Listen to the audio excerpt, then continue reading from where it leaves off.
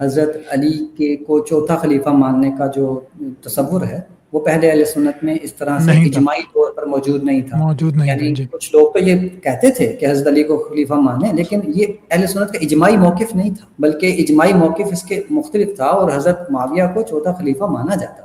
قتل عثمان سے لے کے واقعہ کربلا تک کے واقعات کے بارے میں کیا ایک عام مسلمان کے لیے کوئی نظریہ بنانا ضروری ہے دین پہ عمل کے لیے بحیثیت مجموعی، یا اس سے وہ کہتا وہ اپنے ہاتھ اٹھا سکتا ہے کہ بھائی آئی ڈونٹ نو، مجھے اس پہ کوئی ججمنٹ پاس نہیں کرنی، میں اپنا دین میں ایسے ہی پسند کر سکتا ہوں، یا ضروری ہے اس کے لیے کہ وہ سوچے سمجھے ایک نتیجے پہ پہنچے چاہے وہ کوئی بھی نتیجہ ہو، اور اس کے بعد اس کے لیے اپنے دین پہ عمل کرنا زیادہ بہتر ہوگا؟ اس میں نا تبری کے بارے میں آپ کو یہ بتاؤں کہ یہ جو بحث ہے کہ وہ شیعہ تھے یا سنی، اس میں محققین کے نزدیک یہ بحث اتنی ویلیویبل نہیں ہے، اس لیے کہ تبری جو ہیں وہ اسٹیبلشڈ سنی مورخ اور عالم تھے.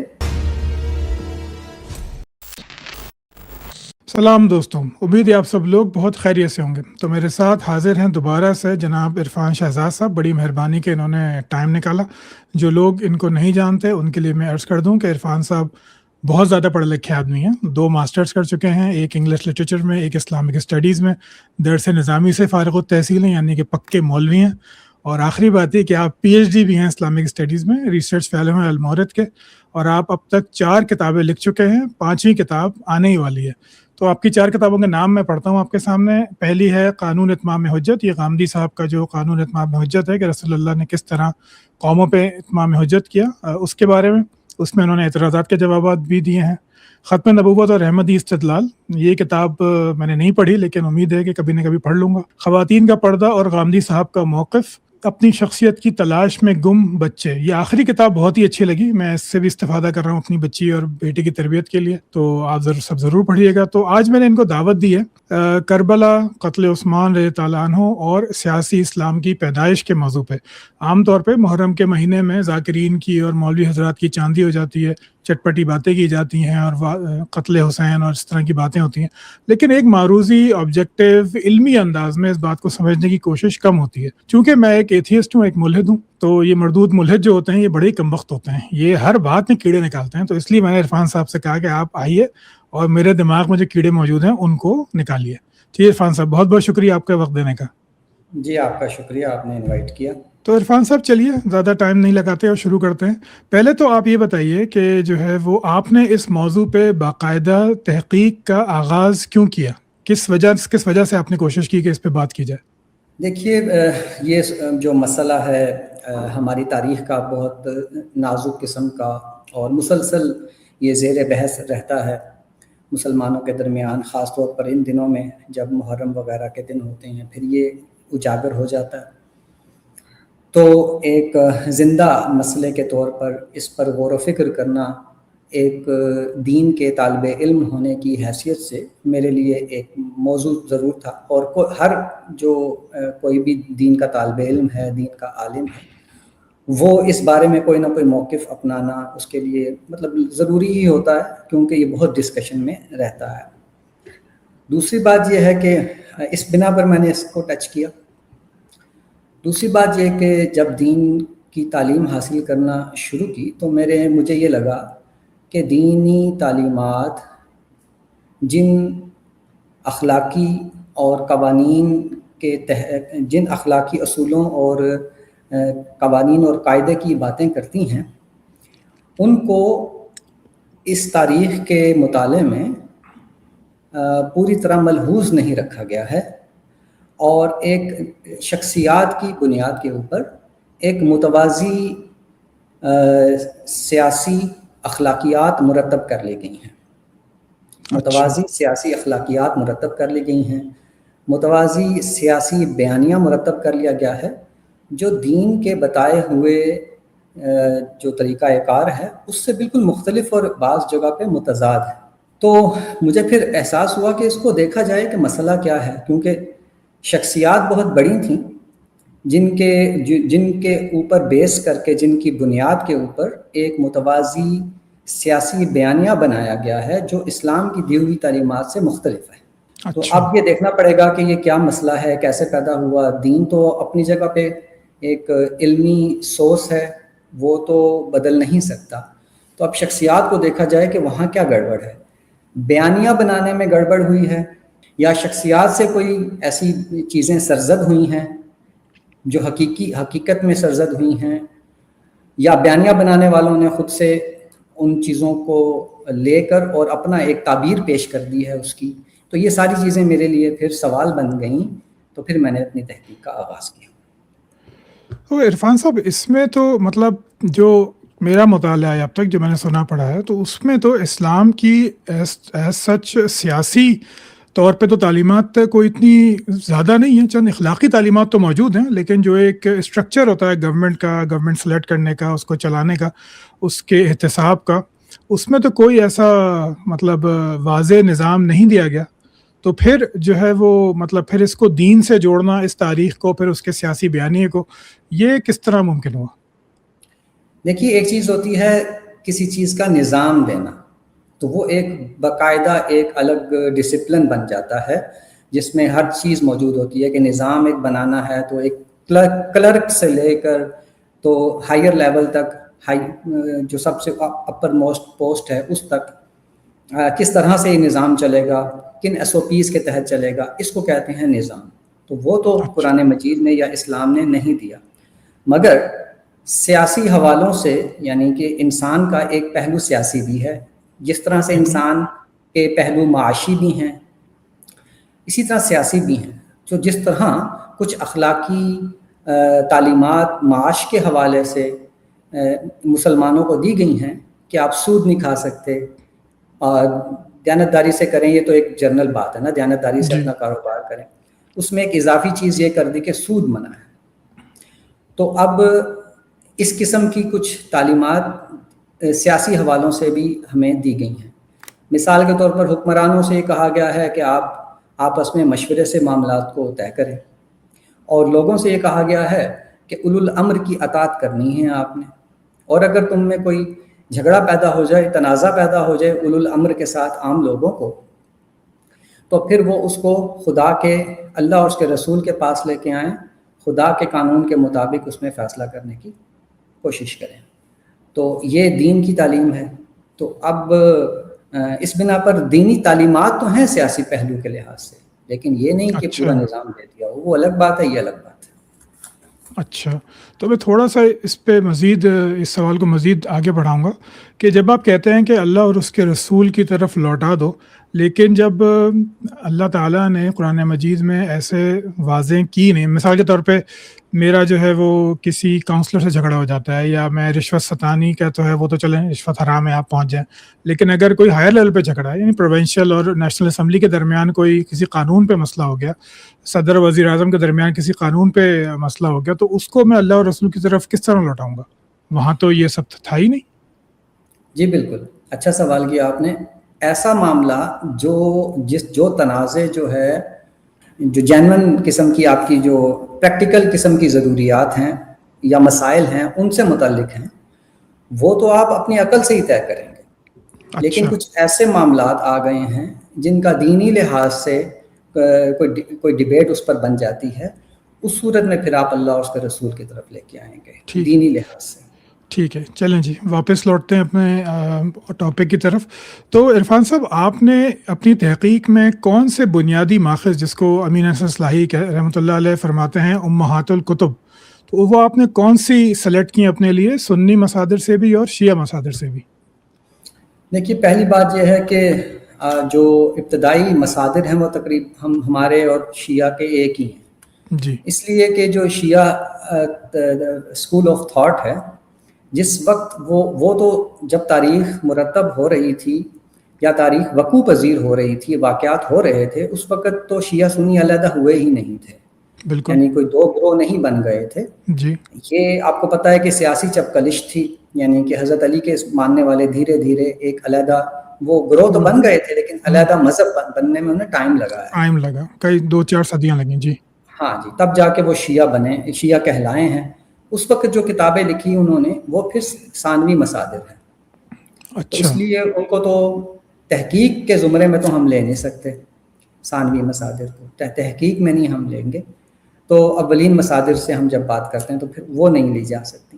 شروع کے جو ہمارے مصادر ہیں اس میں پھر کیا ہوتا ہے کہ بعض راوی یا مورخ تشیع کی طرف رجحان رکھتے ہیں، بالکل تو اس لحاظ سے پھر یہ کہا جاتا ہے کہ یہ شیعہ مصنف ہے یا محقق ہے یا مورخ ہے، یا پھر وہ سنی مورخ ہے جس کا انکلینیشن جو ہے وہ اس سے اندازہ کیا جاتا ہے. اس کو کہتے ہیں تشیع. ایک ہوتا ہے شیعہ جو ہوتا ہے فل فلیج شیعہ ہوتا ہے، ایک ہوتا ہے تشیع. تشیع جو ہوتا ہے وہ سنی میں بھی ہو سکتا ہے. تو اس اچھا بنا یہ رجحان ہے، تشیع رجحان کا نام ہے. تو رجحان جو ہے وہ ہمارے بہت سے سنی راویوں سنی مورخین میں بھی ہے، اور اب تو بہت زیادہ ہو گیا، ہمارے تقریباً تمام سنی حضرات ہی متشیع ہو گئے ہیں. جی اس پہ بھی میرا سوال ہے. جی بالکل ایسا ہی ہے. تو اولین ماخذ میں ابن اسحاق ہو گئے. جی آپ کہیے، آپ بات مکمل کیجیے. اولین جو ابن اسحاق کی تاریخ تو دستیاب ہی نہیں ہے نا. جی موجود نہیں ہے. تو ہمارے پاس جو دستیاب ہیں اس میں جو ہے وہ مفصل تواریخ میں ہے ابن سعد کی تاریخ، طبقات ابن سعد، جی انصاب الاشراف بلازری کی، اور تبری کی تاریخ ہے جو ہمارے پاس مفصل تواریخ. یہی 3 اصل ماخذ ہیں. اس کے علاوہ تاریخ خلیفہ بن خیاط وہ بھی ہمارے پاس دستیاب ہو گئی ہے، وہ تھوڑی مختصر ہے. اس کے بعد ہمارے پاس عاصم کوفی کی تاریخ ہے، وہ مطلب شیعہ مورخ کہلاتے ہیں. اور ابو حنیفہ دنیوری کی تاریخ ہے الاخبار الطبال. تو ابن عاصم کوفی اور ابو حنیفہ دنیوری کی جو تصانیف ہیں وہ مورخ تبری کے ہم اثر ہیں. اچھا. لیکن ان کی تواریخ کو اس لیے ثانوی حیثیت حاصل ہے کہ انہوں نے اسناد بیان نہیں کی ہیں اپنی تاریخ میں. اچھا، بس واقعات لکھ دیے ہیں، اس کی سند بیان نہیں کی کہ واقعہ کہاں سے لیا. جی اس وجہ سے پھر ان کی ویلیو کم ہو جاتی ہے. تو پھر لے دے کے ہمارے پاس جو اولین مصادر بچتے ہیں وہ پھر جو مفصل تاریخ ہے وہ 3 ہی ہیں. ابن سعد کی تاریخ ہے، طبقات ابن سعد ہے، تبری ہے، اور انصاب الاشراف ہے. یہ تو ان 3 کتابوں میں سے آپ فوقیت کس کو دیں گے؟ کیونکہ ابن سعد کی شہرت تو بہت اچھی ہے، لیکن تبری کے معاملے میں یہ ہے کہ وہ شیعہ تھے یا شیعہ خیالات رکھتے تھے یا سنی تھے، یہ واضح نہیں ہے. اور پھر وہ جہاں تک میری معلومات ہے وہ تخریج بھی نہیں کرتے تھے روایات کی. وہ روایت وہ مطلب ایک جامع تھے، لیکن وہ انہوں نے اس کی کیٹیگرائزیشن نہیں کی تھی کہ یہ اس کو میں پریفر کرتا ہوں، اس کو دوسری کو نہیں، اور تیسری غلط ہے وغیرہ وغیرہ. یہ آخری بات آپ نے کس کے بارے میں کہی؟ تبری کے کہ وہ کیٹیگرائز نہیں کرتے تھے. دراصل ابن سعد نے تو جو ہے وہ الگ الگ اسناد سے تاریخ بیان کرنے کی بجائے خاص طور پر کربلا کی تاریخ انہوں نے ایک ہی روایت میں بیان کر دی ہے. تمام روایتوں کو پہلے بیان کر کے اور پھر ایک ہی روایت بیان کر دی. تو اس طرح سے یہ نہیں معلوم ہوتا کہ انہوں نے کس روایت سے کیا چیز لی ہے. لیکن تبری کے ہاں ہر چیز الگ الگ موجود ہے. اسانید ہر جو واقعہ ہے الگ الگ سند سے انہوں نے دیا ہے. اسی طرح انصاب الاشراف میں بھی جو ہے وہ اچھی اسانید استعمال کی گئی ہیں اور اچھے طریقے سے انہوں نے اس کو پیش کیا ہے. تو اس میں پریفرنس نہیں دی جا سکتی. تینوں سے اکٹھا اضافہ استفادہ جو ہے وہ ہمیں تینوں سے ایک ساتھ ہمیں استفادہ کرنا ہمارے لیے ضروری ہے. اچھا اس میں نا تبری کے بارے میں آپ کو یہ بتاؤں کہ یہ جو بحث ہے کہ وہ شیعہ تھے یا سنی، اس میں محققین کے نزدیک یہ بحث اتنی ویلیویبل نہیں ہے. اس لیے کہ تبری جو ہیں وہ اسٹیبلشڈ سنی مورخ اور عالم تھے، اور ان کی تفسیر تبری ہے اور دیگر ان کی بہت سی کتابیں ہیں جو کہ اہل سنت کے ہاں متداول ہیں.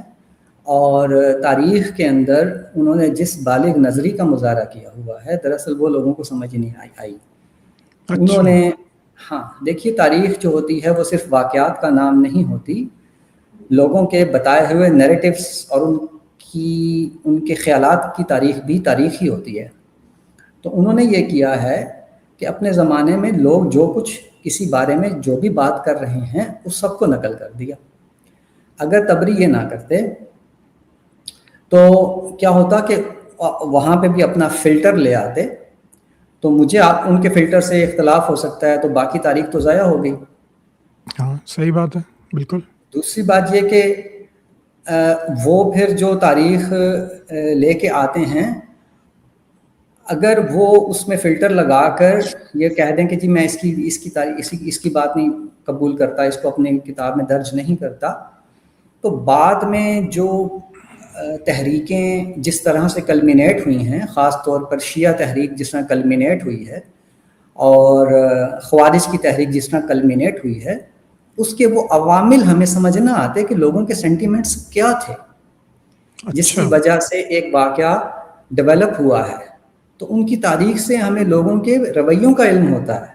ایک آدمی جھوٹ بول رہا ہے تاریخ کے معاملے میں، لیکن وہ جھوٹ معاشرے میں موجود تھا اور لوگ اس کو لے رہے تھے، اس کی وجہ سے لوگوں کے کچھ نظریات بن رہے تھے، اس نظریات کے اوپر کچھ واقعات پیش آ رہے تھے. تو ہمیں وہ جھوٹ کا بھی علم ہونا ضروری تھا تاکہ معلوم ہو کہ یہ ہو کیا رہا ہے. تو تبی نے شروع میں لکھ دیا مقدمے میں کہ میں تو صرف چیزیں جمع کر رہا ہوں تاکہ میرے دور کی تاریخ، باتیں، کوئی بھی چیز ضائع نہ جائے. پھر آگے لوگ خود فیصلہ کر لیں روایات کو دیکھ کر کہ ان میں سے کون سی بات درست ہو سکتی ہے، کون سی بات درست نہیں ہو سکتی. چنانچہ تاریخ میں کیا ہوتا ہے کہ ایک سکہ راوی کی بات غلط ہوتی ہے بعض اوقات، اور ایک غیر سکہ کی بات درست بھی ہوتی ہے. تو اس کو جج کیسے کریں گے؟ چلیے میرا آگے سوال ہے، میں آگے آپ سے کروں گا. اب جب ہم پاکستان میں مذہبیت کی لہر بہت زیادہ ہے، ہر محرم میں اس طرح کی بہت چیزیں ہوتی ہیں، پرتشدد واقعات تو اب کچھ کم ہو گئے ہیں، لیکن اس کی بڑی تاریخ ہے پاکستان میں تشدد کی، 60s میں، 70s میں، 90s میں بہت زیادہ. تو آج اگر کوئی انسان قتل عثمان سے لے کے واقعہ کربلا تک کے واقعات کے بارے میں، کیا ایک عام مسلمان کے لیے کوئی نظریہ بنانا ضروری ہے دین پہ عمل کے لیے بحیثیت مجموعی، یا اس سے وہ اپنے ہاتھ اٹھا سکتا ہے کہ بھائی آئی ڈونٹ نو، مجھے اس پہ کوئی ججمنٹ پاس نہیں کرنی، میں اپنا دین اپنا دین میں ایسے ہی پسند کر سکتا ہوں؟ یا ضروری ہے اس کے لیے کہ وہ سوچے سمجھے ایک نتیجے پہ پہنچے، چاہے وہ کوئی بھی نتیجہ ہو، اور اس کے بعد اس کے لیے اپنے دین پہ عمل کرنا زیادہ بہتر ہوگا؟ نہیں، یہ بالکل ضروری نہیں ہے ایک عام مسلمان کے لیے. اگر اس کو اس تاریخ کا علم بھی نہیں ہوتا تب بھی کوئی فرق نہیں پڑتا اس کو، وہ اپنے دین پر عمل کرے اور گزر جائے. لیکن اگر اس کی بنا پر کوئی بیانیہ تشکیل پا جائے جو اس سے مذہب کے نام پر کچھ عمل کی ڈیمانڈ کرے، تو اس وقت پھر اس کو کوئی نہ کوئی موقف بنانا پڑے گا. عرفان صاحب، یہاں مجھے تھوڑا سا اختلاف ہے آپ سے، وہ اس طرح کہ جب ہم اس کربلا اور اس کے واقعے کو دیکھتے ہیں قتل عثمان سے لے کے، تو اس کے بعد ہمارے ہاں بہت سارے نظریات پیدا ہوئے ہیں. جیسے کہ سنیوں کے ہاں پیدا ہوا عصمت انبیاء کا نظریہ، جو قرآن مجید سے، جو آپ کی میں ویڈیوز دیکھ رہا تھا، تو اس میں مطلب آپ نے اس کا الفاظ تو آپ کے یہ نہیں تھے کہ مطلب یہ تھا کہ اللہ تعالیٰ نے انبیاء کی اغلاط کی نشاندہی کی ہے. تو ایک عصمت انبیاء کا کانسیپٹ ہمارے یہاں پیدا ہو گیا، ایک عصمت امام کا کانسیپٹ وہاں پیدا ہو گیا. عربی تو مجھے نہیں یاد آ رہی، لیکن تمام صحابہ عادل ہیں، یہ کانسیپٹ ایک پیدا ہو گیا. اس کے بعد پھر کچھ شخصیات کو، وہ صحابہ ہوں، خلفائے راشدین ہوں، وہ ہمارے ہاں کسی بھی تنقید سے، یعنی سمجھنے کے لیے بھی جو تنقید کی جاتی ہے، اس سے بھی بالاتر قرار پائے. تو اس تاریخ سے تو بہت زیادہ ہمارے عقائد کشید ہوئے محسوس ہوتے ہیں. یہ عقائد نہیں، نظریات ہیں. اچھا، تو ان نظریات کو اگر ایک شخص اڈاپٹ نہیں کرتا تو دینی لحاظ سے اس کے اسلام میں کوئی کمی پیش نہیں آتی ہے. دین تو بس اس کا نام ہے کہ آپ ایک اللہ کو مانیں، رسول کو مانیں، کتابوں کو مانیں، فرشتوں کو مانیں، نبیوں کو مانیں، اور اسلام کے ارکان پر عمل کریں، اور بس بات ختم ہوئی. اس کے بعد آگے جا کے جب علم اور بیانیوں کا معاملہ آتا ہے تو اس وقت پھر یہ بات کی جاتی ہے کہ بھائی انبیاء معصوم ہیں، تو ان کی معصومیت کا کیا مطلب ہے؟ اگر وہ کوئی بات آتی ہے کہ امام بھی ہوتے ہیں اور وہ بھی معصوم ہوتے ہیں، تو پھر یہ کیا بات ہے؟ اب یہاں ایک اور درجے کی علمی بحث شروع ہوتی ہے. تو اگر کوئی شخص اس میں دلچسپی نہیں رکھتا تو وہ زیادہ اچھا ہے، مسلمان رہ کے سادہ انداز میں زندگی گزارے اور دنیا سے رخصت ہو جائے. تو جب کوئی مسئلہ یا سوال اٹھے گا تو پھر ہمیں یہ سوال اٹھانا پڑتا ہے. اور چونکہ آپ کو پتہ ہے مذہب سے زیادہ ان مسئلوں کو زیادہ لوگ ڈسکس کرتے ہیں. جی ہاں بالکل. تو پھر ظاہر ہے کہ جب وہ مذہبی حوالوں سے ڈسکس کرتے ہیں، کوئی بھی چیز جب مذہبی حوالے سے آ جاتی ہے تو اس میں پھر مذہبی حوالے سے درست نقطہ نظر کیا ہو سکتا ہے، اپنی سمجھ کے مطابق اسے پھر بتانا دین کے طالب علموں کے لیے ایک ضروری چیز بن جاتی ہے. تو عرفان صاحب آگے چلتے ہیں، آپ کی تحقیق کے بارے میں ہی چند اور سوال ہیں کہ جب آپ نے اس پہ کام شروع کیا تو آپ نے کوئی نہ کوئی وجہ تو اپنے آپ کو بتائی ہوگی کہ اس نہج کا کام پہلے کیوں نہیں ہوا، کیونکہ اس تاریخ پہ تو پتہ نہیں ہزاروں کتابیں، یہ سیرت کے بعد اگر کسی موضوع پہ سب سے زیادہ لکھا گیا ہے تو شاید وہ یہی دور فتنہ کا موضوع ہوگا. تو اس پہ پھر باقی مورخین نے، محققین سے آپ کے خیال میں کہاں غلطی ہوئی آپ کو لگا کہ یہ جو ہے آپ کی تحقیق کا موضوع ہونا چاہیے؟ یہ بڑا اہم سوال ہے جی، بہت ہی اہم سوال ہے، اور میں اس پر تھوڑا سا شاید وقت لگ جائے. جی جی تو بالکل بالکل. وہ یوں ہے کہ میں نے جتنی بھی تواریخ پڑھی، ایک تو ہمارے یہ طبری اور ابن سعد اور ان کی تواریخ ہیں، یہ تو ریکارڈ ہے، یہ کوئی بیانیہ نہیں بناتے، کوئی نقطہ نظر پیش نہیں کرتے، کچھ بھی نہیں کرتے. تو یہ تو ایک تاریخ ہے. جب ہم نیچے آتے ہیں بیانیوں کی تاریخ میں، جہاں نیریٹیوز بنائے جا رہے ہوتے ہیں، تو میں نے دیکھا کہ اہل تشیع کا تو معاملہ یہ ہے کہ انہوں نے تو اپنا ایک خاص نقطۂ نظر سے جب انہوں نے امامت کا ایک نظریہ اپنا لیا، تو اس لحاظ سے ان کے لیے تو لازم ٹھہرا کہ وہ پھر پورے دین کو اس کے لحاظ سے انٹرپریٹ کریں. وہ بتائیں کہ بالکل حضرت حسین اگر جو تھے وہ ایک اسٹیبلشڈ خلافت کے خلاف نکلے ہیں تو ان کا اقدام ٹھیک تھا، اور اگر دین اس کے خلاف کوئی بات کہتا ہے تو وہ دین کی نصوص کو انٹرپریٹ کرنا پڑے گا، کیونکہ امام معصوم ہے، وہ غلط نہیں کر سکتا.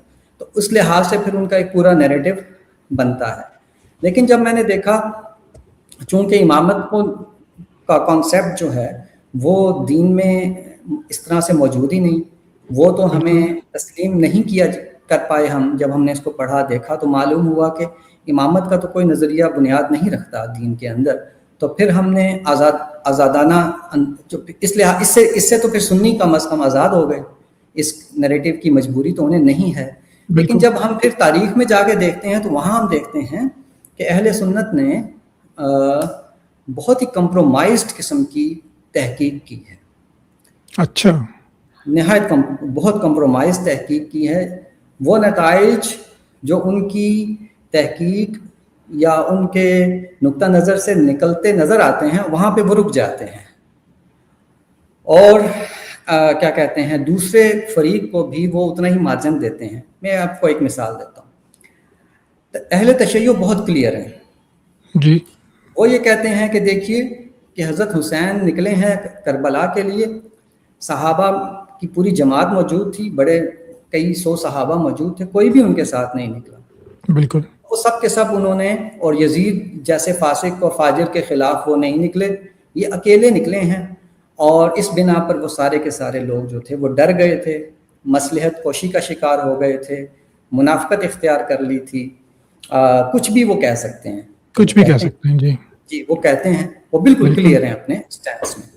اب ہمارے سنیوں کا دیکھیے، سنی اس بات کے اوپر یقین رکھتے ہیں کہ اسٹیبلشڈ خلافت کے خلاف، جب ایک آدمی کی خلافت اسٹیبلش ہو جائے، چاہے شورائیت کے ذریعے سے ہو یا طاقت کے ذریعے سے ہو، جب وہ اپنی اسٹیبلش کر لیتا ہے اپنی حکومت، اپنی خلافت، پھر وہ ظالم بھی ہو تو اس کے خلاف اقدام نہیں کیا جا سکتا. یہ سنیوں کا علمی موقف ہے.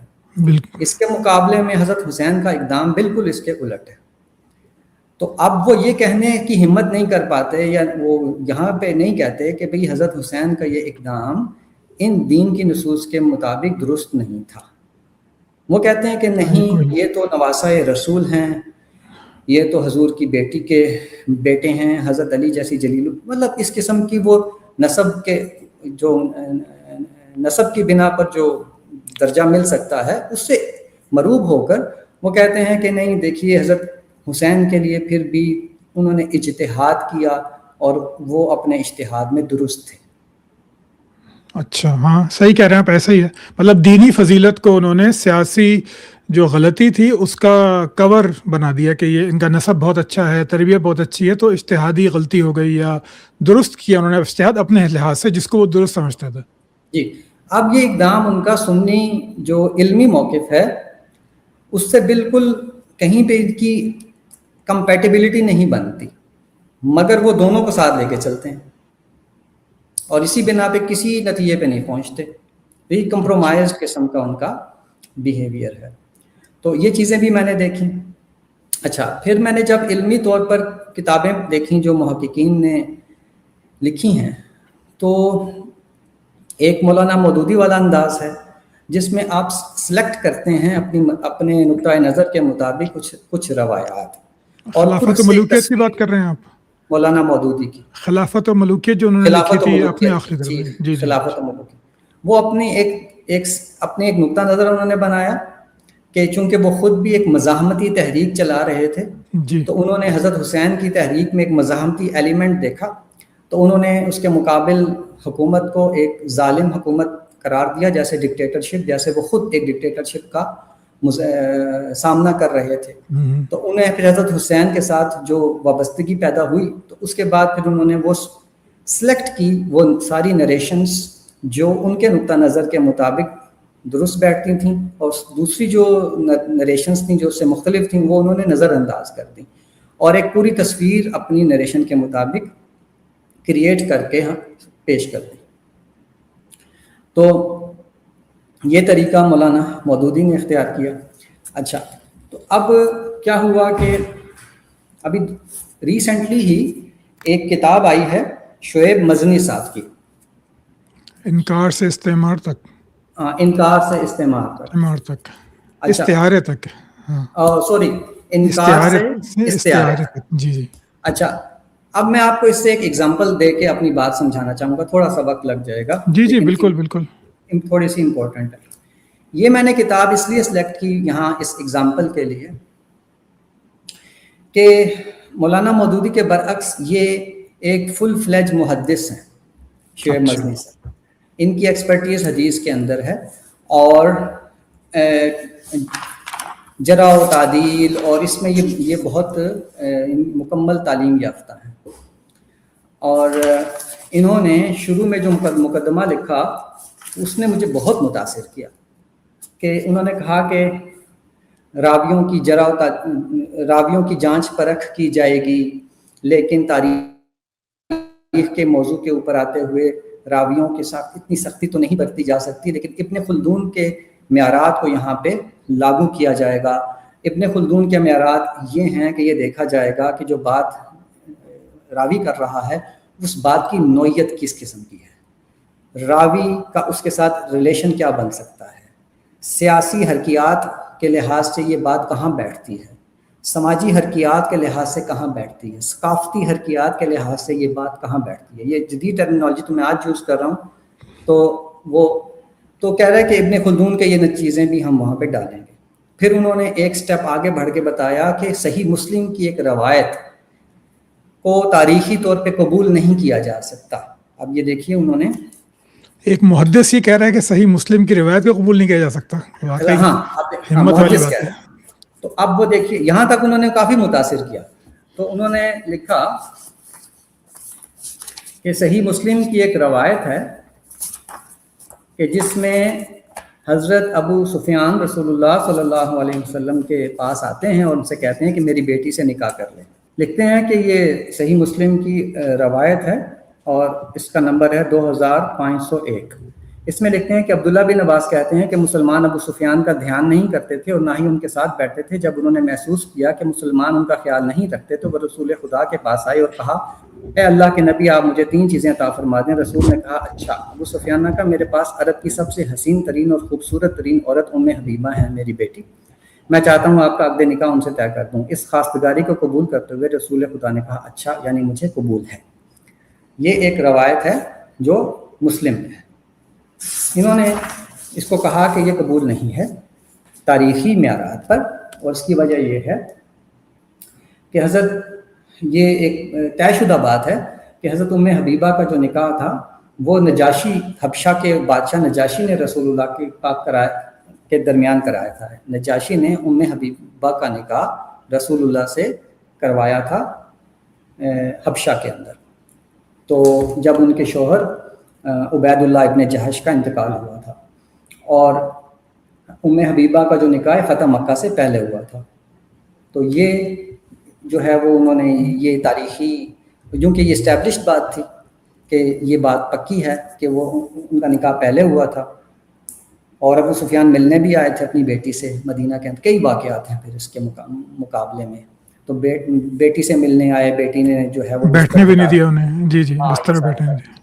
لیکن اگر اس بات کو تسلیم کر لیں جو مسلم میں لکھی ہے تو لگتا ہے کہ فتح مکہ کے بعد، کیونکہ ابو سفیان تو مسلمان فتح مکہ پہ ہوئے، جی اس کے بعد ہوئے ہیں. اس کے بعد پھر انہوں نے یہ ریکویسٹ کی رسول اللہ سے. اب مسلم کی حدیث ہے لیکن تاریخی معیار پہ پوری نہیں اترتی. یہ بات ٹھیک ہو گئی. اب آگے اچھا، لیکن جب آئے ہیں اپنے اصل موضوع پر تو وہاں پہ انہوں نے پھر مولانا مودودی کا قلم پکڑ لیا. آپ یہ دیکھیے کہ ایک روایت لی انہوں نے، لکھتے ہیں کہ فریضہ حج کی ادائیگی کے دوران وقوف عرفہ کے موقع پر بآواز بلند تلبیہ پڑھنا رسول اللہ کی سنت ہے. ابھی بھی لوگ پڑھتے ہیں اونچی تلبیہ، کہتے ہیں لبیک اللہم لبیک، یہ اونچی آواز میں پڑھا جاتا ہے مسلسل حج کے دوران. تو انہوں نے کہا کہ وقوف عرفہ کے موقع پہ بآواز تلبیہ پڑھنا رسول اللہ کی سنت ہے، مگر خوف کی فضا نے لوگوں کو سنت پیغمبر ترک کرنے پر مجبور کر دیا تھا. خوف کی فضا سے تلبیہ کا کیا تعلق بنتا ہے؟ اچھا یہ دیکھیے، اب روایت لائے ہیں نسائی کی، سنن نسائی کی روایت ہے کہ میں عبداللہ بن عباس کے، یہ لکھتے ہیں سعید بن جبیر، میں عبداللہ بن عباس کے ساتھ عرفات میں تھا، وہ کہنے لگے کیا وجہ ہے کہ میں لوگوں کو تلبیہ پکارتے ہوئے نہیں سن رہا؟ سعید بن جبیر کہتے ہیں میں نے کہا لوگ معاویہ بن ابی سفیان سے ڈر رہے ہیں. تو ابن عباس یہ سن کر اپنے خیمے سے باہر نکل کر بلند آواز کہنے لگے لبیک اللہم لبیک. تلبیہ پڑھنے کے بعد ابن عباس نے کہا افسوس کی بات ہے کہ لوگوں نے سیدنا علی ابن طالب کے بغض میں سنت پیغمبر کو چھوڑ دیا. اب یہ وہ روایت لائے ہیں اور اس کو قبول کر لیا. آپ کو سمجھ آ رہی ہے؟ آپ کو نہیں نا سمجھ آ رہی؟ نہیں، مطلب اس کا کوئی تعلق بنتا نہیں. حضرت معاویہ کے خوف کا تلبیہ سے کیا تعلق ہے؟ وہ تو اللہ کی بڑائی آپ بیان کر رہے ہیں کہ میں آ گیا ہوں ایز اے پرسن آپ کے سامنے اللہ تعالیٰ، تو پھر وہ خدا مطلب اس میں یہ سنن نسائی کی حدیث ہے اور اس کا رقم مطلب نہیں لکھا انہوں نے اصول لکھے ہیں لیکن ان اصولوں کی پاسداری نہیں کی، اور ممکن ہے کہ اپنے 9521 یہ انہوں نے، یہ اس کا رقم ہے سنن نسائی کا. اچھا، اب یہ لکھ کے وہ بتاتے ہیں کہ ڈر کا یہ عالم تھا. اب اس کی کوئی جو اس کے اوپر سوال آپ کے ذہن میں اٹھ رہے ہیں وہی میرے ذہن میں بھی اٹھ رہے ہیں. اس کا جواب نہیں دیا کہ بھائی اگر انہوں نے حضرت معاویہ نے کوئی ایسا ڈر اور خوف پیدا کر دیا تھا تو اس کا لبیک اللہم لبیک سے کیا تعلق بنتا؟ ہاں مطلب وہ تو سیاسی اگر ہوگا تو اس کا بنتا. لیکن جب یہ روایت بنائی گئی تو لوگوں کے جذباتی سینٹیمنٹس کو ابھارنے کے لیے بنائی گئی تھی، اس لیے کتابوں میں بھی آ گئی ہے. اب مسلم کی روایت کو تو رد کر رہے ہیں اور اس کو رد نہیں کر رہے جس پر اتنے عقلی سوال پیدا ہو رہے ہیں. اس کے بعد سنیے آگے لکھتے ہیں کہ حضرت معاویہ نے اپنے گورنرز کو 2-3 واقعات لکھے ہیں کہ حضرت معاویہ نے اپنے گورنرز کو لکھا کہ بھائی یوں کر لیں. ایک حکم دیا کہ مال غنیمت آیا کافی سارا، اس میں سے سونا چاندی میرے لیے الگ کر لو. یہ مولانا مودودی نے بھی لکھا ہے. ہاں جی. گورنر آگے سے کیا کہہ رہا ہے؟ یہ رسول اللہ کے بتائے ہوئے طریقے کے خلاف ہے، میں نہیں تسلیم کرتا. تو آگے سے معاویہ کیا کر رہے ہیں؟ اوکے. اب وہاں گورنر کو ڈر نہیں لگ رہا. ہاں جی 2-3 واقعات اور لکھے ہیں جس میں گورنروں نے حضرت معاویہ کا حکم ماننے سے انکار کر دیا. اب جو مسئلہ اصل میں سیاسی ہے وہاں تو معاویہ خوف کا کوئی مظاہرہ نہیں کر رہے ہیں، ڈرا نہیں رہے ہیں. اور لبیک اللہم لبیک کے اوپر کیا مسئلہ ہے؟ اور یہ دیکھیے یہ ایسے ہضم کر کے گئے ہیں اس روایت کو کہ اس پہ کوئی نقد نہیں کیا، اس کو بس ایز اے یہ ٹرو بتا کر انہوں نے پیش کر دیا کہ یہ سچی بات ہے. جی ہاں. اب میں نے جب اس روایت کے راوی دیکھے وہ معلوم ہوا کہ اس میں تو ایک راوی متشیع ہے جس میں علی بن صالح حمدانی ہے، اور یہ متشیع تھا. یہ خالد بن مخلد ہے، یہ متشیع تھا، اور احمد بن حنبل کہتے ہیں کہ یہ منکر احادیث پیش کرتا ہے. اوہ اچھا. لیکن انہوں نے لے لی. تو اس طرح سے ہمارے تقریباً تمام ہی حضرات نے یہ حرکت کی ہے کہ وہ روایات سے تصویر کشی کرتے ہیں. میرے منہج کے اندر جو میں اپنا کام کر رہا ہوں اس میں روایتوں سے نہیں، واقعات سے، اور جو ابن خلدون نے جو بنائے تھے بنیادیں کسی چیز کو واقعات کو جج کرنے کی وہ میں نے پیش کی ہیں. اس کی ایک ایگزامپل میں دوں گا آپ کو اپنے کام سے. اچھا حدیث عمار تو آپ کو معلوم ہی ہوگی. جی حدیث عمار یہ ہے کہ رسول اللہ صلی اللہ علیہ وسلم سے منسوب ہے کہ آپ نے فرمایا کہ عمار کو باغی گروہ قتل کرے گا. جی اس بات کو ہمارے تمام لوگوں نے تسلیم کیا ہوا ہے. بالکل پورا بیانیہ ہے اس کے اوپر. اچھا ہاں جی, ہمارے سنی بھی اس کو تسلیم کرتے ہیں, شیعہ تو کرتے ہی ہیں, سنیوں نے بھی اس کو تسلیم کیا ہے اس روایت کو. اس تسلیم کرنے کے بعد اہل تشیع تو سیدھا سیدھا کہتے ہیں کہ بھئی حضرت معاویہ کے ہاتھوں یا اہل شام کے ہاتھوں قتل ہوئے تھے حضرت عمار. اس بنا پر وہ حضرت معاویہ کا جو گروہ ہے وہ باغی گروہ تھا, بات ختم. لیکن ہمارے سنی کیا کہتے ہیں, پھر اس میں توجیحات کرتے ہیں کہ وہ باغی تھے لیکن انہیں پتہ نہیں تھا وہ باغی ہیں, وہ انہوں نے اجتہاد کیا تھا. تو وہ اپنے انداز اندر تو اجتہاد رکھتے تھے لیکن اصل میں اقدام بغاوت کا تھا, لیکن اپنے اجتہاد میں وہ باغی نہیں تھے. تو اس طرح کی تعویلات ہمارے لوگوں کو کرنا پڑتی ہیں. لیکن میں نے کیا کیا ہے, میں نے یہاں پہ پہلے یہ بات کی کہ حضرت معاویہ پر باغی ہونے کا جو الزام ہے وہ کن عقلی یا علمی بنیادوں پر اسٹیبلش ہو سکتا ہے. میں نے بتایا کہ انہوں نے حضرت علی کی بیعت کی ہی نہیں سرے سے. بغاوت تو اس کو کہتے ہیں کہ بیعت کر لی اور پھر توڑ دی, تب وہ باغی کہلاتا ہے. تو انہوں نے تو بیعت ہی نہیں کی, تو ان کے اوپر الزام کیسے آ گیا؟ دوسری بات یہ ہے کہ حضرت علی کی بیعت پہ تو اتفاق ہی نہیں ہوا تھا. بہت سارے لوگ تھے جو بیعت نہ کرنے والے تھے. کیا ان سب کے اوپر بغاوت کا الزام آئے گا؟ ان میں سے تو کسی کو باغی نہیں کہا گیا. جی ہاں, پورا مدینہ ان کے ساتھ نہیں نکلا. جی جیسے پورا مدینہ حضرت علی کے ساتھ نہیں نکلا. جی جنگ جمل میں جب وہ جانے لگے, جنگ جمل میں جانے کے لیے انہوں نے اہل مدینہ کو ساتھ چلنے کو کہا, ایک آدمی اہل مدینہ سے ساتھ نہیں نکلا. بالکل. تو اب وہ باغی ہیں کیا ہیں؟ اس میں سارے صحابی موجود ہیں, پھر تو سارے صحابیوں کو باغی کہیں, لیکن کوئی نہیں کہتا. پھر حضرت معاویہ نے تو یہ آفر کی تھی کہ میں آپ کی بیعت کر لیتا ہوں, لیکن آپ قاتلین کو سزا دیں, یا نہیں دے سکتے تو مجھے اجازت دیں, میں ان کو سزا دے دیتا ہوں, تو اس کے بدلے میں بیعت کر لیتا ہوں. اس کے باوجود وہ باغی ہیں, اور جنہوں نے کوئی شرط رکھے بغیر ہی انکار کر دیا کہ ہم بیعت نہیں کریں گے. حضرت اسامہ, حضرت عبداللہ بن عمر, حضرت سعد بن ابی وقاص, انہوں نے تو کوئی شرط ہی نہیں رکھی, انہوں نے کہا بیعت کرنی کوئی نہیں. تو وہ باغی نہیں ہیں.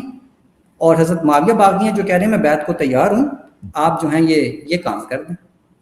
اچھا, پھر حضرت معاویہ نے قتل عثمان کے لیے از خود کوئی اقدام بھی نہیں کیا کہ کہتے جی قانون ہاتھ میں لے لیا.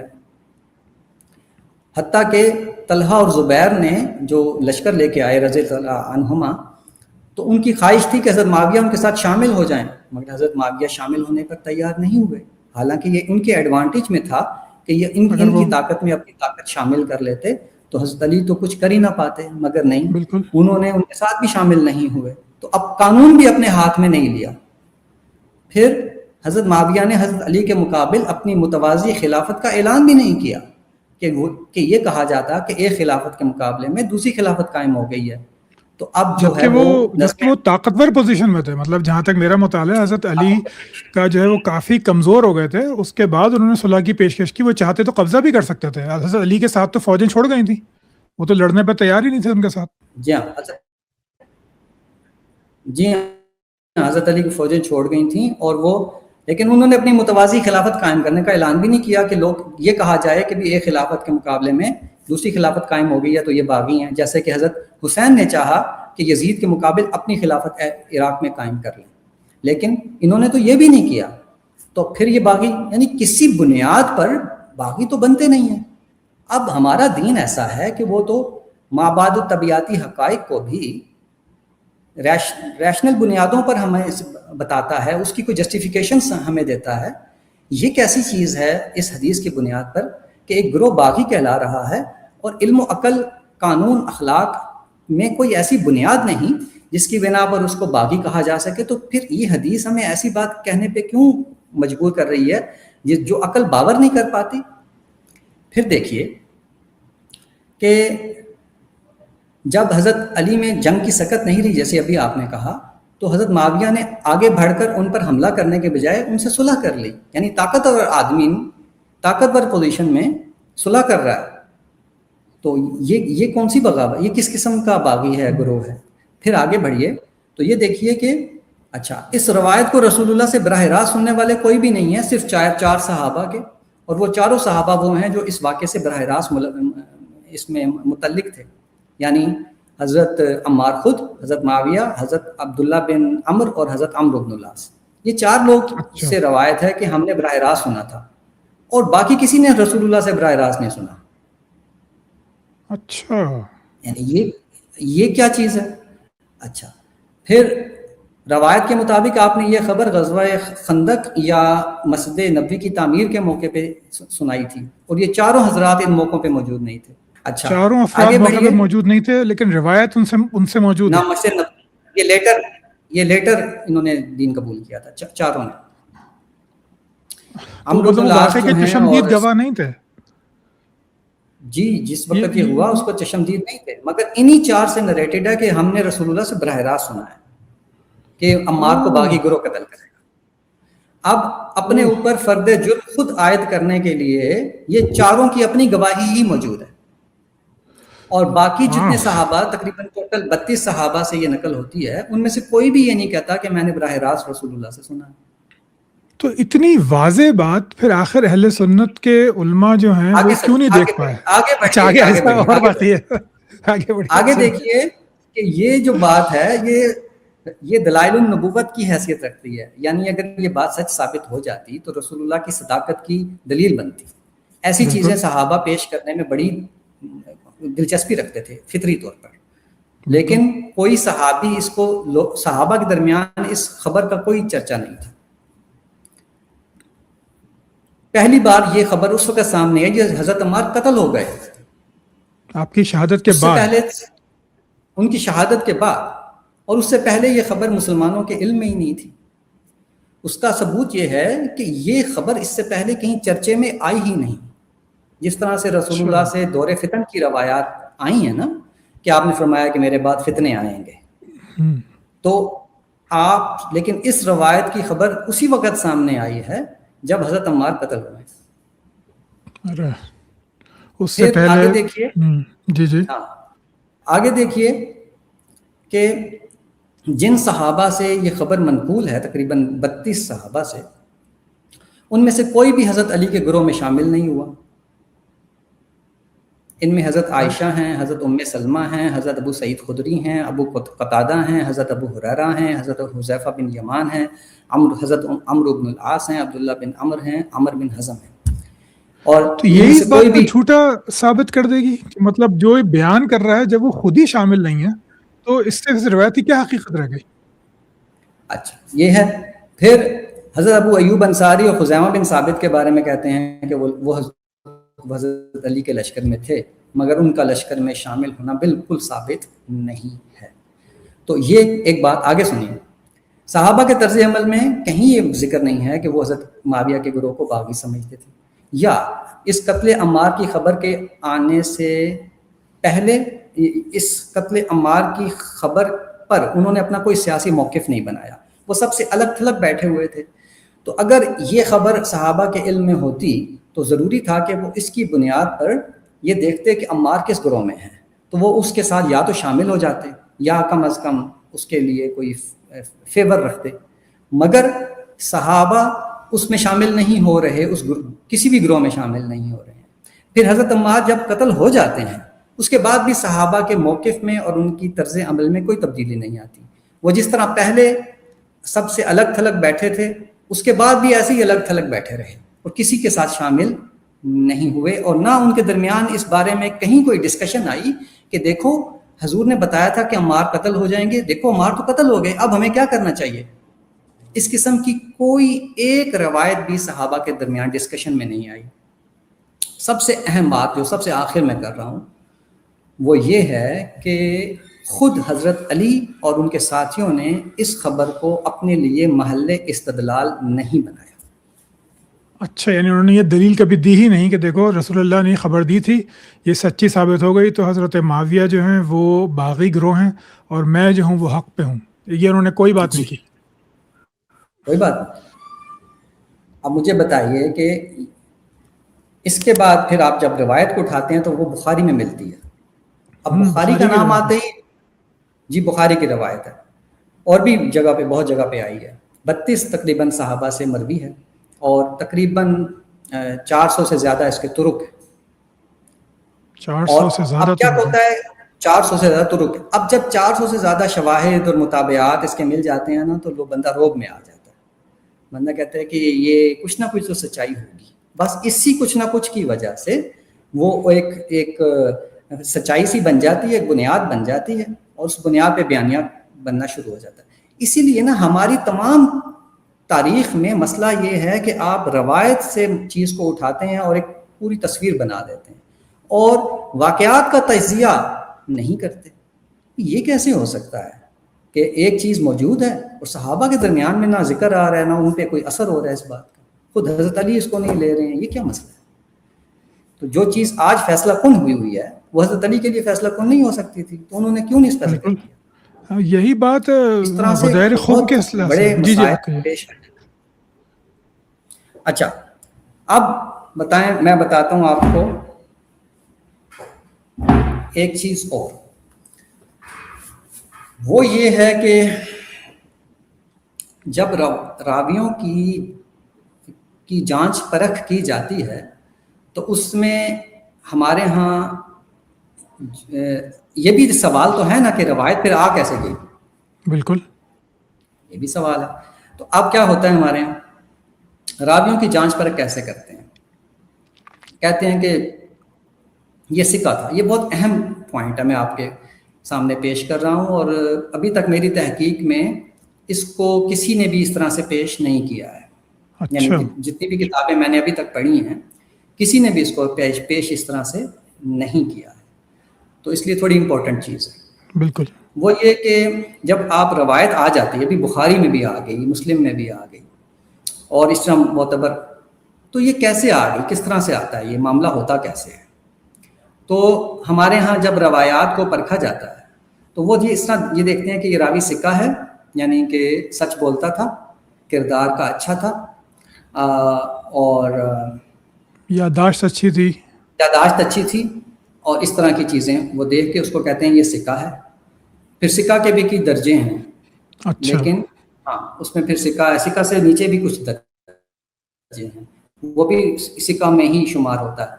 نیچے آتے آتے پھر جا کے وہ کہتے ہیں کہ اب یہ ناقابل اعتبار ہے، اس کے پھر کئی درجے ہیں۔ تو اس طرح سے انہوں نے درجہ بندیاں کی ہوئی ہیں، ثقاہت کے اعتبار سے، ثقاہت اور عدم ثقاہت کے اعتبار سے۔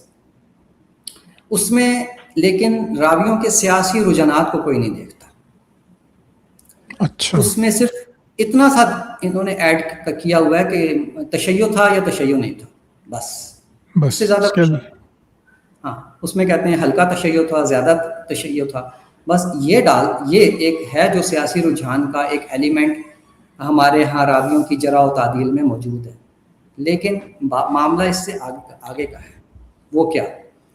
جو سیاسی تقسیمات اس زمانے کے معاشرے میں موجود تھیں وہ صرف تشیع اور اہل سنت کی نہیں تھیں، اس سے زیادہ تھیں۔ اب ایک تقسیم تھی قریشی اور غیر قریشی کے خلاف تعصب کی، کے درمیان تعصب کی۔ اس کے اندر وہ غیر قریشی قبائل شامل تھے جو بدوی قبائل تھے، جو بدو تھے، بیڈوینز۔ جی یہ جی بدو قبائل تھے، ان بدو قبائل میں بہت اپنے اندر فخر اور سیلف رائچیسنس قسم کی چیزیں پائی جاتی تھیں، تو پھر بعد میں خوارج انہی سے نکلے۔ لیکن جو لوگ اس میں خوارج نہیں تھے یا اوپن خوارج نہیں تھے، وہ ان کی طرف میلان رکھتے تھے، اور ان سے ان کے ساتھ حمایت ان کی شامل ہوا کرتی تھی۔ اور سب کچھ کوفہ میں ہی ہوتا تھا، بصرہ اور کوفہ میں زیادہ۔ اس کے بعد ایک تقسیم تھی عدنانی اور کہتانی قبائل کی۔ کہتانی قبائل یا یمنی قبائل جو تھے وہ عدنانی قبائل سے پرانی رقابت رکھتے تھے. قحطان یمن کے لوگوں نے بڑی بڑی بادشاہتیں قائم کی تھیں، اور وہ قریش نے جو اب نئی بادشاہت اپنی یہ جو خلافت یا بادشاہت قائم کی تھی، یہ ان کو اپنے برابر نہیں سمجھتے تھے کہ ہم تو بہت پہلے سے عظیم سلطنتیں قائم کر چکے تھے، قریش تو آج آئے ہیں. اس لیے وہ قریش کے خلاف ان کے اندر ایک تعصب پایا جاتا تھا. قحطانی قبائل یا یمنی قبائل، اور مالک اشتر یمنی قبائل سے تعلق رکھتا تھا. اچھا. تیسری چیز تھی کیا کہتے ہیں تشیع. وہ یہ تھا کہ بنو علی، حضرت علی کی جو اولاد ہے، ان کے یہ سیاسی حمایتی تھے. یہ ایک بات ہے، یہ ہر قبیلے میں پائے جاتے تھے، قطع نظر وہ بدوی ہے یا قحطانی ہے، وہ ہر قسم کے قبیلے میں یہ تشیع پایا جاتا تھا. چوتھی جو چیز ہے وہ تھی شعوبیت، جو موالی میں پائی جاتی تھی. موالی وہ لوگ تھے جو آزاد کردہ غلام تھے جی، یا وہ جنگی قیدی ہو کر آئے اور ان کو اسلام قبول کر لیا. جی ہاں، ان کو اسلام قبول کیا، ان کو آزادی دے دی گئی، اور وہ کوفہ، بصرہ اور مدینہ، خاص طور پر ان 3 سٹیز کے اندر، میٹروپولیٹن سٹیز تھے، ان 3 شہروں میں وہ آ کے رہنے لگے. ان کے اندر شعوبیت کی تحریک تھی، یعنی قوم پرستی کی تحریک تھی. یہ اپنے آپ خاص طور پہ فارسیوں میں، ایرانیوں میں، یہ اپنے آپ کو اپنی قدیم تہذیب کی بنیاد کے اوپر برتر سمجھتے تھے کہ ہم زیادہ سویلائزڈ لوگ ہیں، اگرچہ وہ یہاں پر انہیں اسٹیٹس وہ نہیں ملا تھا، کیونکہ عرب بھی تو ان کے ساتھ ان کا اچھا سلوک نہیں کرتے تھے، مطلب ان کو اپنے سے نیچے ہی سمجھتے تھے موالیوں کو. جی جی، عربوں کے ہاں معاملہ یہ تھا کہ وہ موالیوں کو اپنے برابر کا نہیں سمجھتے تھے، اور موالی جو تھے ان کو سیاسی طور پر اپنے برابر نہیں سمجھتے تھے. اچھا، پھر اب دیکھیے ہمارے یہاں غلطی کیا کرتے ہیں. وہ کہتے ہیں کہ دیکھیں ہمارے جو کتنے موالی تھے جو کہ اتنی اچھی پوسٹوں پہ موجود تھے، ان کی اتنی عزت ہوا کرتی تھی، لوگ ان کے دروس کے اندر شامل ہوا کرتے تھے، عرب ان کو اپنی بیٹیاں بیاہ دیا کرتے تھے. تو آپ کیسے کہہ سکتے ہیں کہ موالی جو تھے ان کے ساتھ ان کو سیکنڈ سٹیزن کا اسٹیٹس دیا ہوا تھا؟ دیکھیے کہ وہ انڈیویجولز تھے جو غیر معمولی اپنی قابلیت کی بنا پر معاشرے کی ضرورت بن گئے تھے، ان کو عزت دی جاتی تھی. سعید بن جبیر ہیں، سعید بن مسیب ہیں، بہت سارے ایسے، حسن بصری ہیں، لوگ ان کے پاس بیٹھتے تھے، اور عرب لوگ بھی ان کے پاس آتے تھے. لیکن لوگ یہ فرق نہیں کرتے کہ ایک ہوتی ہے معاشرتی عزت اور ایک ہوتا ہے سیاسی اسٹیٹس. تو سیاسی اسٹیٹس جو تھا وہ ان کا عربوں کے برابر نہیں تھا. اس کی میں آپ کو اگزامپل دیتا ہوں. سعید بن جبیر بہت بڑے عالم تھے، تو حجاج بن یوسف نے چاہا کہ ان کو قاضی القضاء یعنی چیف جسٹس بنا دوں. اچھا. تو عراق کے جو کوفہ کے جو لوگ تھے عرب، وہ آئے، انہوں نے کہا کہ ہمیں یہ قبول نہیں، اور انہوں نے کہا کہ سعید بن جبیر نماز پڑھائیں گے، یہاں کی جامع مسجد کے امام وہ ہوں گے. لوگوں نے کہا کہ ہم ایک موالی کے پیچھے نماز نہیں پڑھیں گے. موالی کے پیچھے نماز نہیں پڑھیں گے؟ ہاں، مطلب امام ہمارا یہ نہیں بنے گا، جامع مسجد کا امام یہ نہیں بنے گا. یعنی جو گورنمنٹ کی جو اپوائنٹڈ مسجد ہے اس وہاں پہ وہ نہیں، اس کو وہاں نہیں. تو اب یہ دیکھیے کہ یہ سعید بن جبیر کے ساتھ ہو رہا تھا. تو حجاج بن یوسف بھی عرب ہی تھا، یعنی ایسا نہیں کہ سارے عرب بھی ایسے کر رہے تھے. عرب جو تھے وہ ان کو عزت بھی دیتے تھے، ان کو اسٹیٹس بھی دینا چاہتے تھے، لیکن کچھ ایسے لوگ بھی تھے کہ جو نہیں دینا چاہتے تھے. تو موالیوں کے اندر پھر اسی بنا پہ شعوبیت کی تحریک پیدا ہوئی، اور انہوں نے عربوں کو اپنے سے حقیر ثابت کرنے کے لیے شعر و ادب میں بھی بڑا کارنامے انجام دیے، اور ہر طرح سے بھی. عرب تو ہمارے بہت گھٹیا ہوتے ہیں ہمارے لحاظ سے، اس کے مقابلے میں پھر عربوں میں بھی رد عمل آیا، انہوں نے بھی شعر و ادب میں اپنی برتری اور ان کی حقارت پیش کی. اس کے اوپر کئی ہمارے شعر و شاعری کے دیوان ہیں، کیا کچھ نہیں. تو ڈاکٹر نگار سجاد ظہیر صاحبہ کی کتاب ہے عرب اور موالی. جی جی، بہت ہی اچھی اور جامع کتاب ہے، اس کے اندر وہ ساری چیزیں انہوں نے پیش کر دی. تو اب موالی کے اندر یہ مسئلہ تھا. اب یہ دیکھیے یہ سامنے کیسے آیا. جب بنو امیہ کے خلاف کوئی تحریک اٹھتی تھی، موالی اس میں شامل ہو جاتے تھے. عبد الرحمن ابن اشعث نے جب تحریک اٹھائی، عبد الملک بن، پہلے تو حجاج کے خلاف اٹھائی، پھر وہ عبد الملک بن مروان کے خلاف بھی ہو گیا، تو اس کے اندر موالی نے بڑھ چڑھ کر حصہ لیا. اور کہتانیوں نے بھی بڑھ چڑھ کر حصہ لیا. کہتانیوں نے کہا, اب دیکھیے کہتانیوں میں امام شعبی تھے, امام شعبی جو کہ امام تھے, بہت بڑے اسکالر ہیں, بہت بڑے. وہ عبد الملک کی بیعت کو توڑ کر ابن اشعث کی بغاوت میں شامل ہو گئے تھے. تو صرف اس عرب امپیریلزم کی وجہ سے, یا یہ کہ صرف وہ موالی جو ابن اشعث کہتانی تھا, یہ بھی کہتانی تھے, وہ کہتانیوں کی جماعت تھے.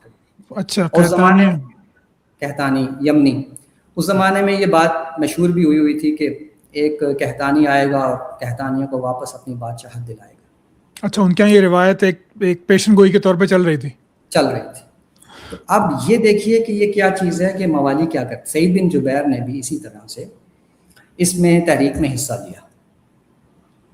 اب دیکھیے کہ سعید بن جبیر تو وہ تھے کہ جن کو حجاج بن یوسف کی طرف سے سرکاری مراد بھی دینے کی کوشش کی جا رہی تھی, اور سعید بن جبیر کو لکھا ہے کہ وہ حجاج اپنے محفلوں میں بھی شریک کرتا تھا, اور فوج کے کچھ انتظامی امور بھی ان کے حوالے کیا کرتا تھا, پسند کرتا تھا ان کو. لیکن جب حکومت کے خلاف یہ تحریک اٹھی تو امام شعبی جیسا کہتانی اور سعید بن جبیر جیسا موالی مولا یہ جو ہیں اس میں شامل ہوئے.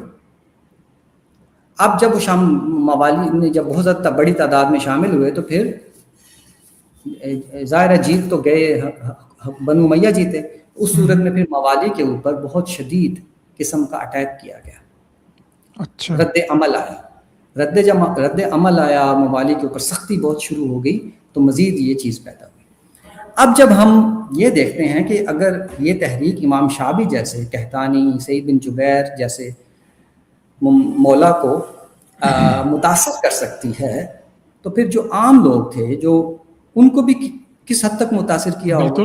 بالکل. اب جب ان راویوں سے ایک وہ آتی ہے نا روایت, تو صرف یہ نہیں دیکھیں گے کہ بھائی جو راوی ہے وہ تو ثقہ ہے. اب حسن بصری ثقہ راوی ہیں, بالکل, لیکن حسن بصری مولا ہیں, اور وہ ایسی کوئی روایت ہاتھ سے جانے نہیں دیتے جو بنو امیہ کے خلاف جاتی ہو.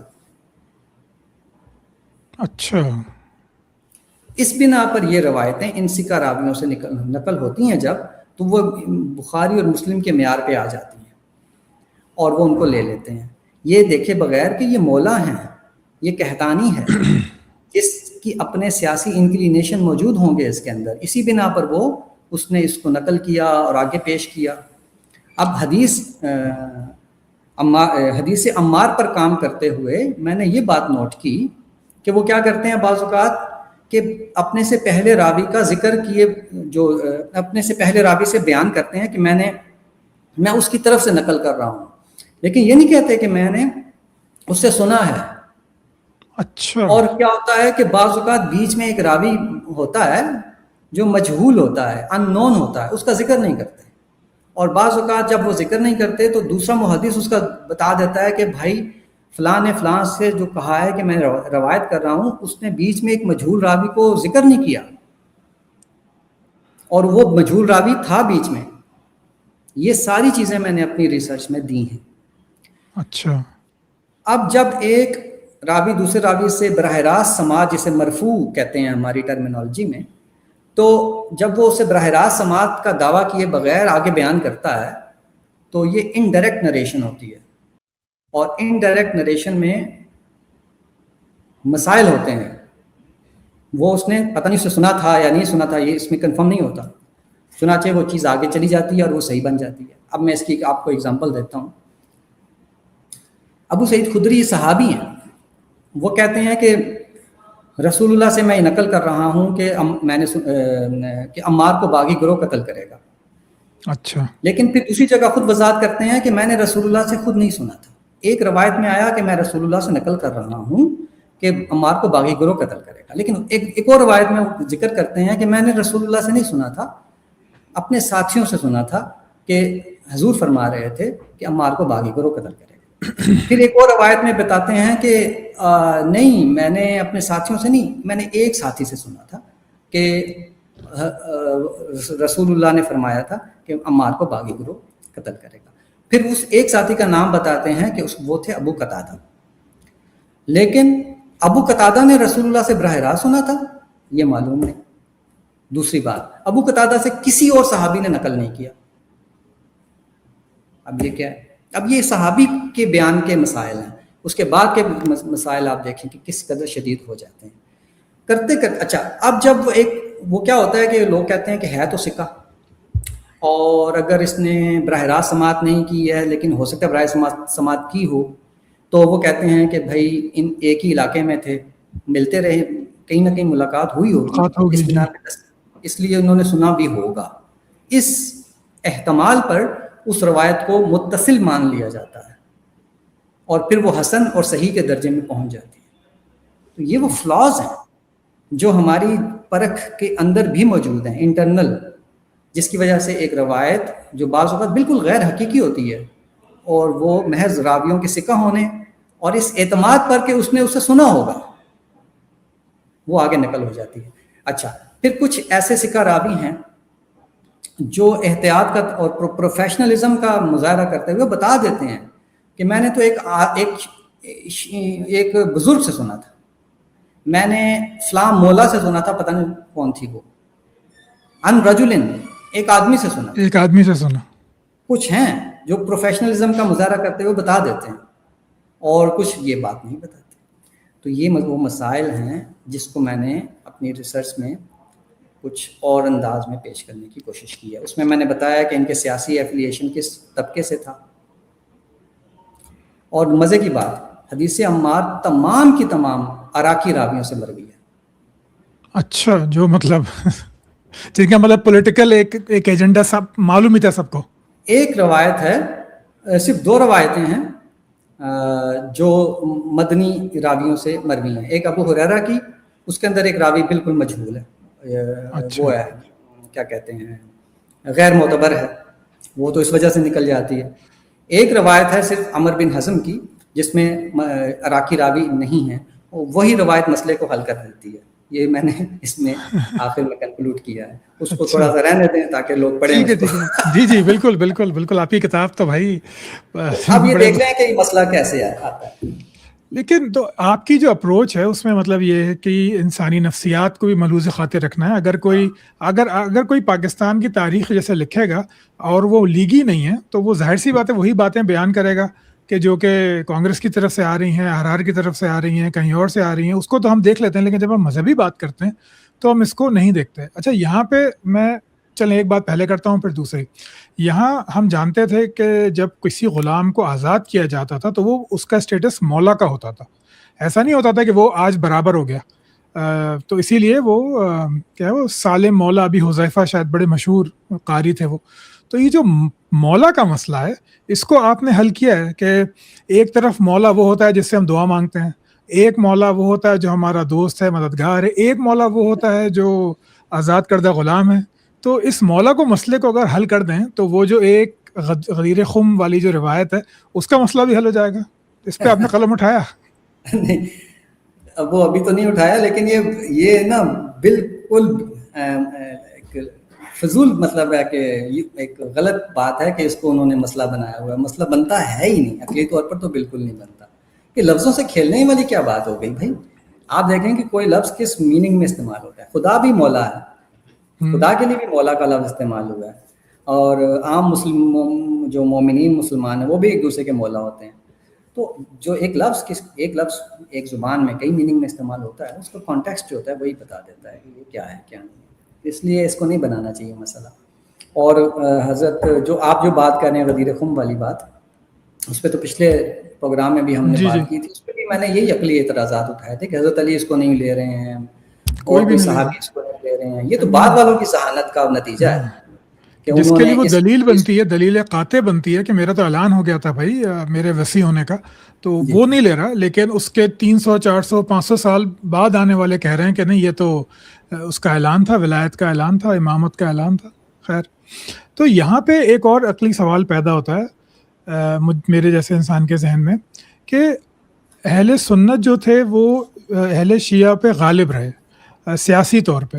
مطلب آل بویا آتے ہیں بہت عرصے کے بعد, پھر صفوید امپائر بنتی ہے اس کے بھی کافی عرصے کے بعد, پھر جو ہے وہ اب ایران آتا ہے بہت اس کے بھی بعد. تو جب سیاسی, فوجی اور معاشی برتری ہاں موجود تھی، تو پھر وہ کون سے عوامل تھے کہ یہ جو شیعہ بیانیہ ہے یہ سنی مورخین نے اور محققین نے قبول کر لیا اس دور فتنہ کی تاریخ کا؟ اور جو آپ نے بیان کی ہیں باتیں وہ میرے لیے تو بالکل کسی بھی انسان کے لیے وہ بالکل کامن سینسیکل باتیں ہیں، لیکن اس سے ہماری پوری تاریخی بیانیہ ہمارا خالی ہے اس سے. تو شیعوں کا بیانیہ جو ہے یا شیعت کا بیانیہ جو ہے وہ اہل سنت نے قبول کیسے کر لیا؟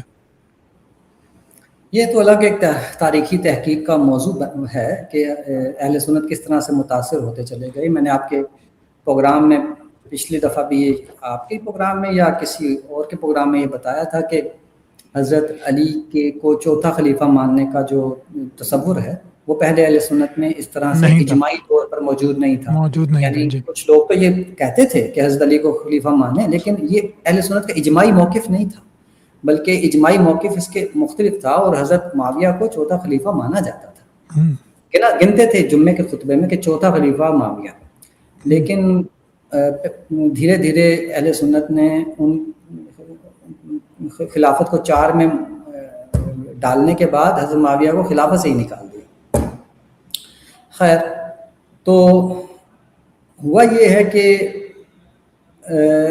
اہل سنت کے بھی جو بڑے امام تھے ان کی حکومت کے ساتھ انبن ہو گئی. اچھا، یعنی میں اپنا ایک تاثر شیئر کر رہا ہوں. جی جی، اس کے اوپر تحقیق کی جا سکتی ہے کہ ہمارے اہل سنت کے جو بڑے لوگ تھے، امام احمد بن حنبل، ابو حنیفہ، امام مالک بھی اور امام شافعی بھی کہہ سکتے ہیں کہ ان چاروں اور پھر اور بھی جو بڑے بڑے لوگ تھے ان کی حکومت سے انبن ہو گئی تھی. جب حکومت سے انبن ہوئی تو وہ حزب اختلاف ہوئے. ادھر سے اہل تشیع ہمیشہ سے حزب اختلاف میں تھے، تو ان کی ایک ایفیلیشن ان کے ساتھ بنتی چلی گئی، اور وہ جو حکومت کے خلاف مزاحمتی رویہ ہے وہ تو ان کے ہاں پایا جاتا تھا. تو اس طرح سے ان کی قربت ان کے بیانیے سے بڑھتی چلی گئی. اور شاید یہی وجہ تھی کہ امام ابو حنیفہ نے امام زید کی حمایت کی تھی منصور کے خلاف، خروج کے لیے. تو امام زید کی جو حمایت کی تھی.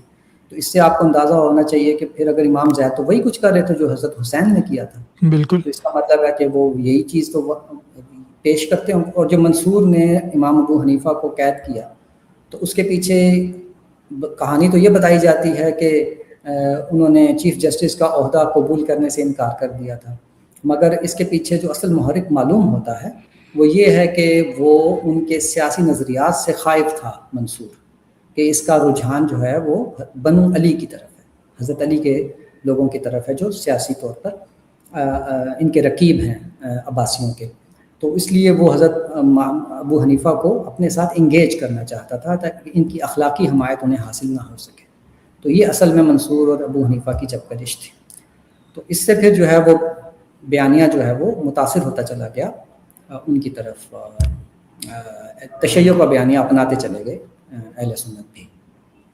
تو پھر کیا یہی وجہ تھی کہ اہل سنت کے ہاں بھی حضرت علی کو، حضرت حسین کو جو ہے وہ ایک کہنا چاہیے افسانوی شہرت سی حاصل ہے کہ جس کو ہم مطلب کہنا چاہیے آسان الفاظ میں ہیرو ورشپ کہتے ہیں، کہ وہ تو آپ ان کے مطلب کچھ کہہ ہی نہیں سکتے کہ جو علی ہیں، جو حسین ہیں رضی اللہ عنہما، کہ ان کی جو حیثیت ہے وہ اتنی اونچی اس کہنا چاہیے کہ سیاسی وجوہ کی وجہ سے پیدا ہو گئی، جبکہ شروع کے جو متقدمین ہیں وہ ان کو نہ خلیفہ راشد مانتے تھے چوتھا، نہ ہی جو ہے وہ ان کی ایسی حیثیت تھی، اور یہ حیثیت ان کو بعد میں دی گئی ہے، کیونکہ وہی بات ہے کہ ان کے فالوورز جو بڑھتے گئے اور انہوں نے ان کو یہ حیثیت پھر عطا کر دی. اور اب ہم جو ہیں وہ اس سے آگے سوچ ہی نہیں سکتے.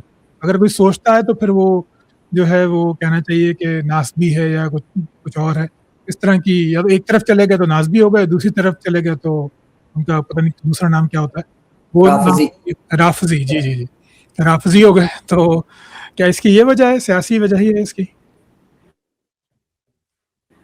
ہاں جی، یہ بات آپ کی درست ہے کہ حضرت علی جو تھے، جیسے کہ میں نے ان کی ایک سیاسی ایوولوشن کی ایک پوری تاریخ بھی اپنی ایک ویڈیو میں بھی بتائی ہے کہ ان کا سیاسی قد اتنا بڑا نہیں تھا جتنا کہ اب لوگوں کو لگتا ہے. اور اسی وجہ سے کسی بھی صحابی نے جب خلافت کی ڈسکشن ہو رہی تھی پہلے خلیفہ کے انتخاب کی، تو کسی نے حضرت علی کا نام بھی نہیں لیا. خود حضرت علی جو تھے ان کا خیال یہ تھا کہ حضرت عباس خلیفہ بنیں گے. وہ بنو ہاشم کے لیڈر تھے. وہ بنو ہاشم کے لیڈر تھے, تو ان کو لگا کہ حضرت عباس بنیں گے, تو ان کو اپنا بھی نہیں تھا کہ مجھے کوئی ذکر کرے گا میرا. تو یہ لیکن بعد کے لوگوں کے لیے یہ بات بڑی اجنبی ہے کہ حضرت علی تو اتنی بڑی شخصیت تھے. نہیں, اس ٹائم نہیں تھے. اس وقت جس وقت رسول اللہ نے وفات پائی آپ 30 سال کے ایک نوجوان تھے. اور پھر یہ دیکھیے, مجھے یہ سمجھ نہیں آتی, لوگ جب یہ کہتے ہیں داماد رسول تھے, بھائی داماد رسول تھے تو ابو بکر اور عمر بھی داماد رسول تھے, وہ رسول اللہ ان کے داماد تھے. جی. تو مسئلہ یہ ہے کہ ان چیزوں کو خود رسول نے کہاں ویلیو دی ہے. نسبی رشتوں کو آپ نے خود ویلیو نہیں دی. بالکل. ہاں, ان معاملات میں وہ تو قابلیت دیکھ کے عہدے دے دیتے تھے. خالد بن ولید ایک دن مسلمان ہوئے, اگلے دن کمان پکڑا کے غزوہ موتہ پہ بھیج دیا. تو حضرت علی کو تو آپ نے کبھی کوئی عہدہ بھی نہیں دیا تھا رسول اللہ نے. جی ہاں. مدینہ سے آپ جب بھی تشریف لے کے جاتے, آپ نے ایک بار بھی حضرت علی کو مدینہ کا نائب نہیں بنایا اپنے پیچھے. تو روایت آتی تو ہے کہ عبداللہ ابن مکتوم بھی نائب بنے تھے. حضرت علی شاید نگران تھے بچوں کے اور خواتین کے, یا نائب تھے, مجھے یاد نہیں آ رہا. بنو ہاشم کے. اچھا اچھا. بنو ہاشم کے نگران بنائے تھے رسول اللہ نے ان کو, اور اس چیز کو لوگوں نے بنا دیا کہ وہ مدینہ کے نائب تھے. اچھا. حالانکہ مدینہ کے نائب نہیں تھے, وہ عورتوں اور بچوں پر نائب تھے, کیونکہ سب مرد چلے گئے تھے تو حضور نے ان کو بنو ہاشم پر نائب بنایا تھا. اور اس وقت مدینہ کے اوپر محمد بن مسلمہ نائب تھے. اچھا, یعنی کہ یہ ان کی مطلب بنو ہاشم ان کے انڈر تھے محمد بن مسلمہ رضی اللہ عنہ کے. اور اس کا حوالہ میں نے اپنی کتاب میں دیا ہوا ہے. آپ کے وہ فالوورز پوچھنا شروع کر دیتے ہیں حوالے کے بغیر بات کریں, وہ ہر حوالہ موجود تازہ نہیں ہوتا, میری کتاب میں موجود ہے. اگر آپ مجھے ٹائم دیں گے تو میں نکال کے دکھا بھی دوں گا. نہیں, وہ دیکھیں جو حوالے زیادہ مانگتے ہیں نا ان کو علم کا شوق نہیں ہوتا, وہ بس اپنی بات کو غلط ثابت کرنا جو ہے, وہ غلط قبول کرنا ہمت نہیں ہوتی اس کی, تو اس لیے حوالے مانگتے ہیں. وہ گزارش یہ تھی, نہیں حوالہ مانگنا بھی چاہیے اگر کوئی, بالکل, لیکن اسٹیبلش فیکٹس کے حوالے کیسے مانگ سکتے ہیں آپ؟ جو اسٹیبلش فیکٹس ہوتے ہیں ان کے بھلا کیسے حوالے دے سکتا ہے آدمی؟ میں نے جب یہ بات کہی کہ حضرت امیر معاویہ نے حضرت علی پر حملہ نہیں کیا تھا اور نہ ہی وہ حملہ کرنا چاہتے تھے, وہ یہ کہہ رہے تھے کہ آپ اپنے علاقے میں رہیں, میں اپنے علاقے میں رہوں گا, تو حضرت علی نے ہی ان کے اوپر حملہ کرنے کی بات کی تھی. اب اس کا کیا حوالہ دیں؟ اس کے علاوہ تاریخ میں ہے ہی کوئی نہیں بات. تاریخ میں ایک ہی بات ہے کہ حضرت علی نے ان کو الٹیمیٹم بھیجا تھا کہ بیعت کرو ورنہ میں آ رہا ہوں. اصل میں وہ میرا خیال ہے اس کی جو وجہ میں نے محسوس کی ہے وہ یہ ہے کہ ہم لوگ جو ہیں وہ روایات کو لیتے ہیں اور روایات سے پھر واقعے کی یا تاریخ کی تشریح کرتے ہیں. ہم یہ نہیں کرتے کہ جو سلسلہ چلا آ رہا ہے اس کی روشنی میں روایات کو دیکھا جائے کہ بھائی یہ پاسبل بھی ہے کہ نہیں ہے, یہ ممکن ہے کہ اگر کوئی کل یہ روایت لکھ دے کہ 1998 میں جب نواز شریف نے ایٹم بم کے دھماکے کیے تھے تو آرمی چیف کو کہہ دیا تھا کہ انڈیا پہ مار دو, بمبئی میں ایٹم بم مار دو, تو اب یہ کوئی روایت بیان کر دے آج سے 200 سال کے بعد, تو آپ بولیں گے نا کہ بھائی یہ کیسے ہو سکتا ہے؟ پوری تسلسل جو آ رہا ہے, پاکستان کی معاشی صورتحال ہے, ہر جنگ میں ہمارا حال برا ہوا ہے, ہم کیسے ہی کام کریں گے؟ لیکن بہرحال آپ روایتوں کو لیتے ہیں. مجھے امید ہے کہ دیکھنے والے اس 1 گھنٹے کو دیکھیں سکون کے ساتھ اور سمجھنے کی کوشش کریں, تو پھر جو ہے وہ میرا خیال ہے کہ آپ کا موقف بہت واضح اور کہنا چاہیے کہ معروضی موقف ہے.